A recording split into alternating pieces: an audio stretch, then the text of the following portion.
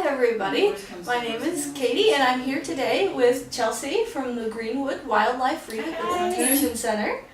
And she's here to give us an overview of the center and how everything is happening around in here. So that's pretty cool. Yeah, it's great. It's a really amazing rehabilitation center. We're in the state of Colorado. We are located in Lyons, which is along the Front Range of Colorado, in between sort of some of the major metro areas in Colorado. One of the only rehabilitation centers that really services this area, so we really provide a vital service to the area, and we're also really busy this time of year because we're the only people who really know how to do this. So it's a really cool organization. That is really neat. It's always fun to be able to work with animals, but especially when you're able to release them back into the wild afterwards. Right. So that's the best part. Yeah. So how many animals would you say you get in here in the spring, in the summer? Yeah, I mean, during the busy season, I'd say anywhere from 3,000 to 3,400 animals per busy season. And then that represents about 200 species, different species annually, so quite a variety. Anything from like a small little tiny hummingbird that would nest in something like this. This is a hummingbird nest made out of cobwebs. To anything as large as a coyote. So this is a coyote skull. That's about the largest mammal we can take. So we do birds and mammals. We do, so our busy season starts in about, I'd say March or April, and then it goes all the way through September. So we really do have a long busy season. And then outside in busy season, we're taking anywhere from like 30 to 80 phone calls a day, and we'll do anywhere from, I'd say, as little as 5 to 10 animal intakes. That's when we bring an animal in, but we can be doing as many as 20 to 30 or not more. And then we'll get things like, we'll get a group of ducklings in, and so that's like 10 animals just by itself. Those are ducklings that have been orphaned, of course, because we wouldn't take them away from their mother. But yeah, so this time of year is really busy, and then during the off season we do still get animals in, so we really are a year-round facility and we're always here to help. But this is the time of year where we really see the jump, and it gets really exciting around here. So. Oh, I bet. Yeah. A lot of babies coming out of their nests. Being born. Starting to be born. Yeah. It's that warm weather. Yeah. Oh, they love it. Yeah. I love it too. Me too. Yeah, so what happens when an animal comes in? How is it treated? Yeah, so it's actually something that I found really interesting when I started to work here is we do a lot of our what I would call treatment, although that's not necessarily the word for it. Our rehabilitation really starts on the phone. So we really try to, and the reason for that is we try to keep as many animals in the wild as possible. We find that many animals that are brought into us, there was no reason that they should have been removed from the wild. And of course they're brought in by very well-meaning people, and we so appreciate those people. But taking them from the wild actually gives them a worse shot of survival, and we want to give these animals the best shot of survival. So when we have, we really do encourage people to call us first, because we are really experienced at assessing a situation on the phone and determining whether or not that animal needs help. So it really starts with the phone call in most cases, and then we'll talk them through, for example, if a baby animal is found, we're going to talk them through ways to reunite that baby animal with mom. If mom then doesn't come back or doesn't take the animal, then we'll bring it in here. That's where all of our babies here are coming from.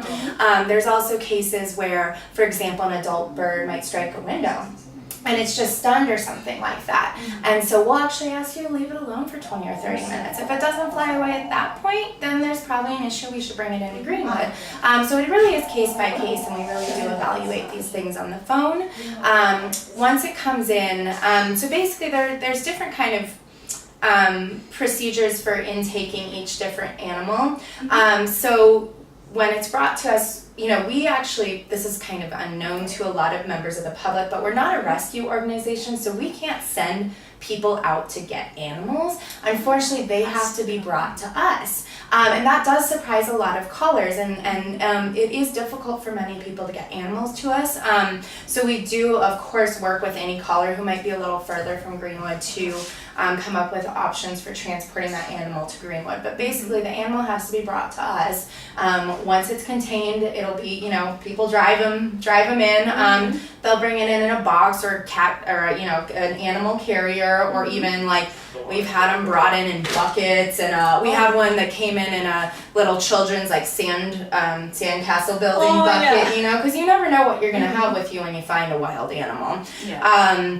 And then we take it into the back, and we get it into the hands of the rehabilitators in the back as quickly as possible. That's the number one step. Once we get it into the back, we process the intake. So we ask the person who rescued the animal to fill out as much information as possible about the animal, where it's from, how they found it, why they think it's orphaned or injured. Those intake forms that people fill out when they bring the animals are vital to the care we provide, and if they don't have as much information as possible, it can definitely slow us down a little bit. So we take the intake form, and depending on the animal's condition when it's brought here, we'll put together a chart just like a regular doctor's office, and then that chart includes feedings, medicine, everything else. It includes the intake information, and then based on the animal's condition and its age, it'll hang out in our intensive care units for a couple days, and then it gets moved into the appropriate caging. If it's an older animal, we have bigger cages, some of them outside. If it's a younger animal, usually it'll get moved into a nursery caging situation, which is smaller, it's indoor. But then when they're old enough, they will get moved to the outdoor caging. All of the animals do get moved to outdoor caging before they're released, because that's where we're best able to assess if they're able to go back into the wild. So then our ultimate goal, as you know, I'm sure Katie, but I'm not sure everyone knows, is to release them into the wild. So once they've gone through this whole process, this treatment program, however long it may take, some animals are only here a matter of hours, some are here a matter of months. But they always get released into the wild. If they're not able to be released, we do have to humanely euthanize them, which is the best option to prevent suffering. And then, like I said, we put them into the outdoor caging, and then they get released, and they get sent off into the beautiful wild world that they came from. So. Yep. And that is where they belong. Exactly. They do best out in the wild. Exactly. They're not at all a domesticated animal like a dog or a cat. Right. So it's very important for the work that Greenwood is doing here to get those animals back out into the wild. Yep. So what does a release site look like for you guys? So we have to explore a whole variety of release sites. Based on our licensing restrictions, we're licensed through Colorado Parks and Wildlife, and then city restrictions, county restrictions. There's a lot that goes into finding release sites. Our ideal release site is going to be private property, somebody who has a nice more rural kind of space with a good yard, trees, natural resources that cater to whatever animal we're releasing. The reason we prefer private land, of course, with permission, but the reason we prefer the private land is because there's just so many little nuances and things we have to go through in order to release on public land that can sometimes be so difficult. It hinders the process of getting the animal into the wild, and we don't want to do that. We will release on public land. That requires a little bit more of approvals and processes, and of course we're releasing them in an area where it has been approved, where there's lots of natural resources, not a big chance of predator or human intervention, at least when they're starting out, because they're just getting back in the wild, they gotta get acquainted. Private property, a lot of our release sites are people who brought in a rescued animal and they say, hey, I'd love to release this animal on my property. We always want to release the animals as close to possible as where they were found, because that's where they're going to have the best chance of survival. So when we do have people who bring in animals and their property is a viable release site, we're always going to try to release the animal there, because again, it came from there, private land, it makes sense, it's good, it's just easier. And often these people kind of have a personal care for this animal, so even though it goes back into the wild, they're still kind of watching it, with their binoculars or whatever else. They kind of still get to see it. Check it out. Exactly. Make sure they're fine with it and it's okay. Yeah. Exactly. Yeah, that's perfect. So it's so great when we are able to use a release site that comes from a private person, and that's actually part of the intake process, is we ask people if they're able to release the animal there, and that's a very important part of the intake process. Of course. Well, and that's where their original home is. Yes. Their nest might be there, their den if it's a mammal. Their family, too. Family.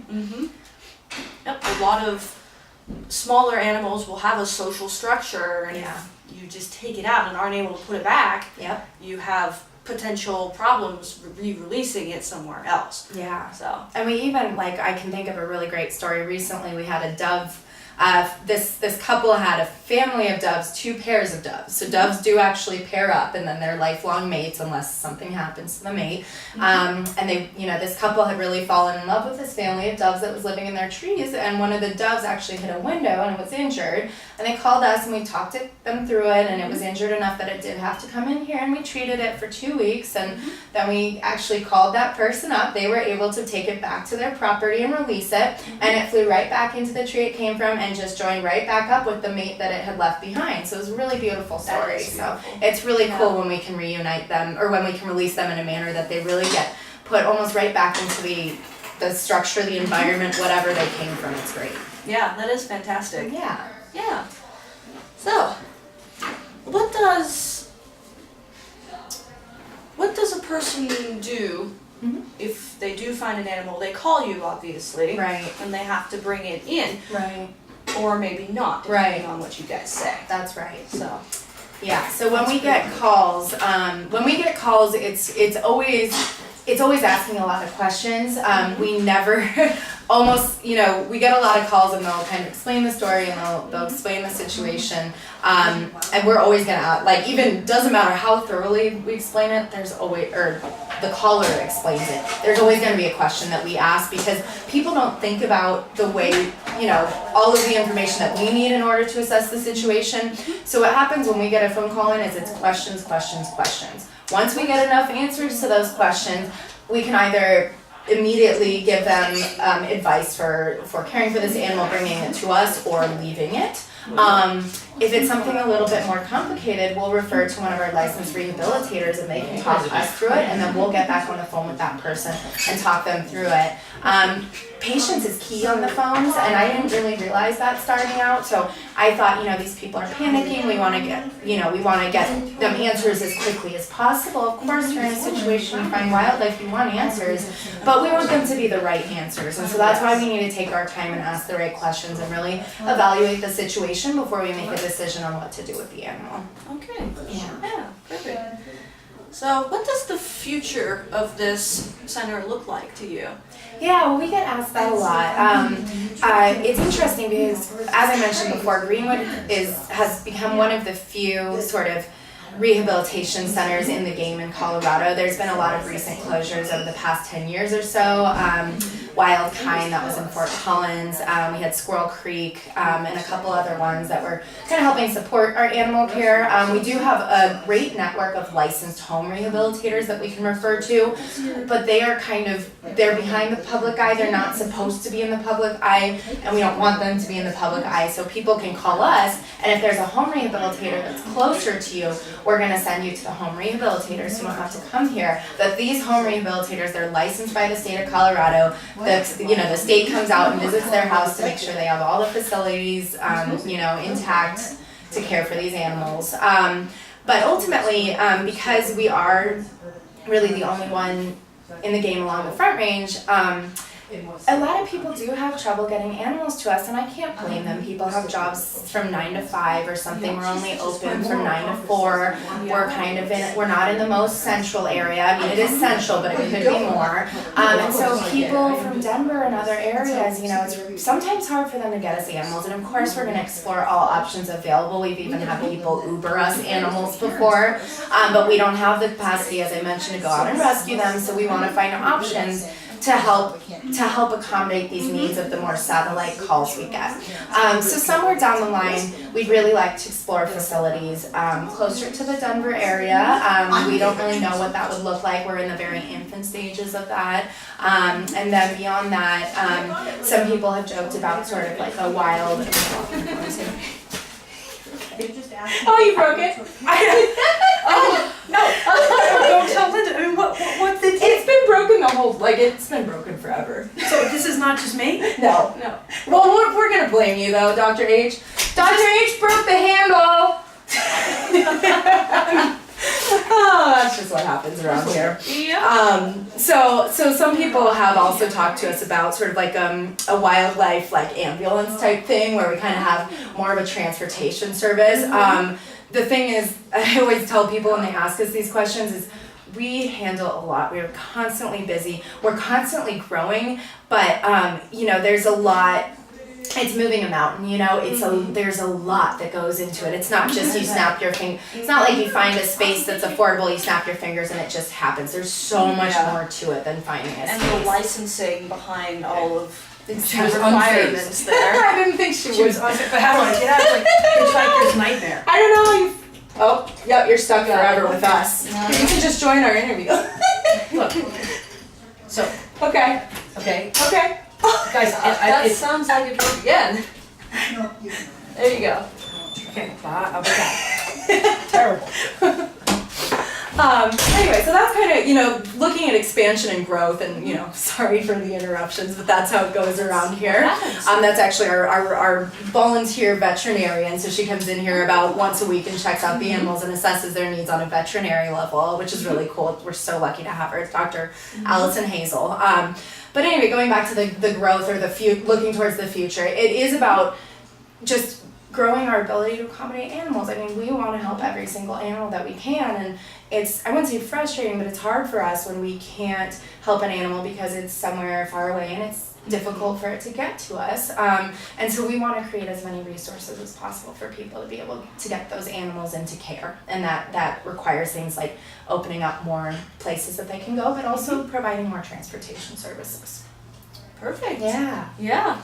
And that's something that in the future, hopefully we can come back and check out Yeah, and see. Definitely. I believe you guys have a new crow aviary Yes, that yes. you'll be building. Exactly. So maybe we can come and check that back out. Yeah, definitely. We actually recently raised money for a new crow aviary, and in the past, with crows, crows are awesome birds, and we really enjoy training. Very smart. Yes, they are very smart. And in the past with crows, we can take them up to the juvenile stage, but we don't have light cages big enough for them. So once they're ready to get moved to outdoor caging, we transfer them to birds of prey, which is another rehabilitation. They only do birds of prey, which we don't really do here, but of course we always refer people to them, and they have big enough caging that those crows can learn to fly outside and then they get released. But now with this new aviary, which we're hoping to start constructing this fall and hope to have ready by next busy season, we'll be able to put them outside here, and then we can let them learn to fly out here, and then we can release them. So it kind of takes that extra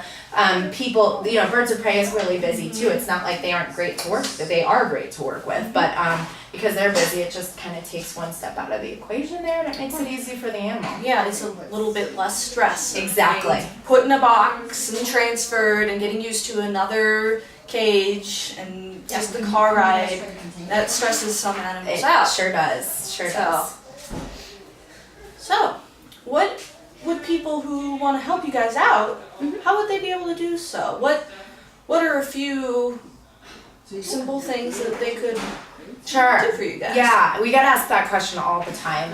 Of course, donations are huge to us. I mean, we run only on donations. We run only on the public's generosity, and we run largely on volunteers. I mean, we only have about, I want to say 9, but we only have about 9 non-seasonal paid staff, and beyond that, it's all volunteer run, and that is key to what we do. So, if you can donate, that's huge for what we do. Donations get put directly into the animal care, and they're so vital to everything we do, from supplies to our growing needs for, transport and new centers and that sort of thing, to our growing needs for new facilities to accommodate more animals. But on top of that, if you can't donate or you don't want to give in that way, volunteering is a great way to get involved. And what I always tell people about volunteering is, the animal care volunteering is super cool. That's where you work directly with the animals and treat the animals. Very, very cool, very hands-on, very engaging.